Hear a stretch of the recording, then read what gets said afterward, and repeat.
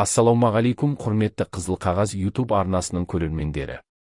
Бүгінгі бейнероликте Англия құрамасы мен Реал Мадридтің жарық жұлдызы Джуд Беллингемнің өмірбаяны туралы айтатын боламыз. Ендеше бейнеролигіміз басталмастан бұрын арнамызға тіркеліп, осы видеоға лайк басып пікір қалдырып кетіңіздер.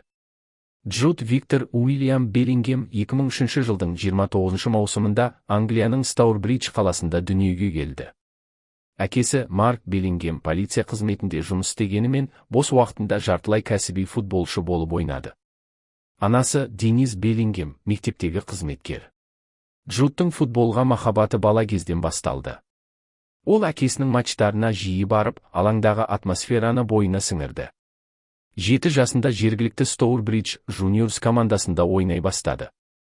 Жаттықтырушылар оның допты сезіну қабілеті мен алаңдағы шешім қабылдау жылдамдығына таң қалатын.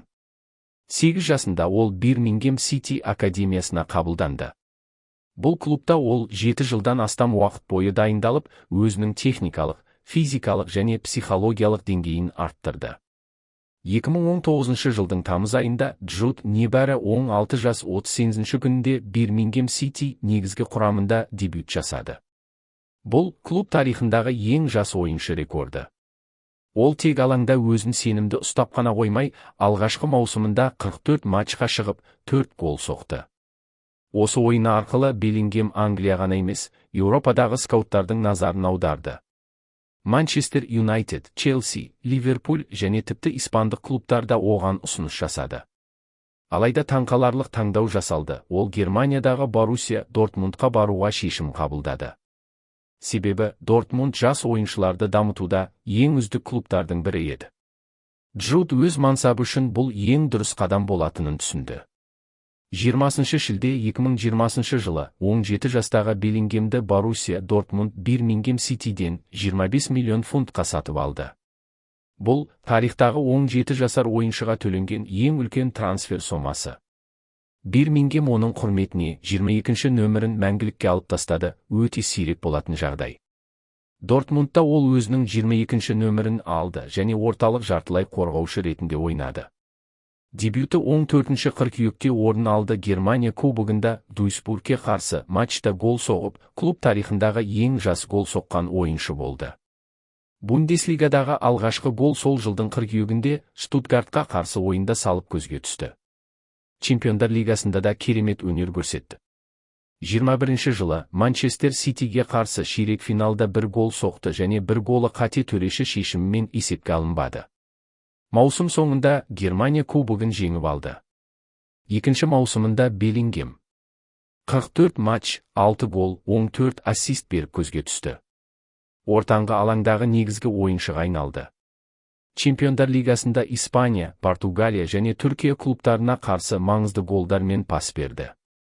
Киккер журналы оны Бундеслиганың үздік жартылай қорғаушыларының қатарына қосты. Маусым соңында Боруссия вице-чемпион болды. Боруссия сапындағы 3-ші маусымы жарқыраған кезең. Клубтың капитанының орынбасары болды және көп матчта капитандық повязканы тағып шықты. Сол жылы 42 матчта 14 гол, 7 ассист берді. Бұл оның карьерасындағы ең үздік жеке статистикасы болған еді. Бундеслигада маусым бойы керемет өнер көрсетіп, Ла Лига мен АПЛ клубтарының басты трансфер нысанына айналды. Соңғы турда Боруссия чемпиондықты небәрі бір ғана ұпаймен Баварияға беріп қойды. Маусым соңында Бундеслига маусымының үздік ойыншысы атанды. Дортмундтағы жалпы статистикасы: барлығы 132 матчта 24 гол соғып, 25 ассист берген. Беллингем Дортмундта ойнаған 3 жылында өзінен әлдеқайда жаста үлкен қарсыластармен тайсалмай ойнауымен ерекшеленді. Жанкүйерлер оны машина, болашақтың көшбасшысы деп атады. Ол кеткеннен кейін де Дортмундтағы фанаттар Беллингем біздің жүрегімізде деген баннер ілді. Қиын матчтарда шешуші гол соғуы нағыз чемпион қасиеті. 2023 жылдың 14 маусымы Реал Мадрид Джуд Беллингемді Боруссия Дортмундтан сатып алғанын ресми жариялады. Трансфер сомасы 103 миллион еуро, бонустар жалпы 133 миллионға дейін жетуі мүмкін. Бұл клуб тарихындағы ең қымбат 3 трансфердің бірі және Англия тарихындағы ең қымбат ойыншылардың қатарында. Контракт мерзімі 2029 жылға дейін жасалған. Маусымының басында Карло Анчелотти оны жаңа тактикалық схемада жалған 10-шы нөмір позициясында ойнауға қойды. 14 тамыз 2023 жылы Ла Лиганың бірінші туры Атлетик Билбаоға қарсы дебют, бірден гол соғып және матчтың үздік ойыншысы атанды. Беллингем алғашқы айда-ақ жанкүйерлердің сүйіктісіне айналды.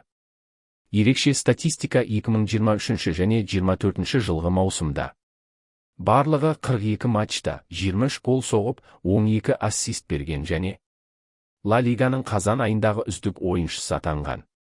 Чемпиондар лигасында маңызды голдар соғып, командасын жартылай финалға шығаруға үлес қосты.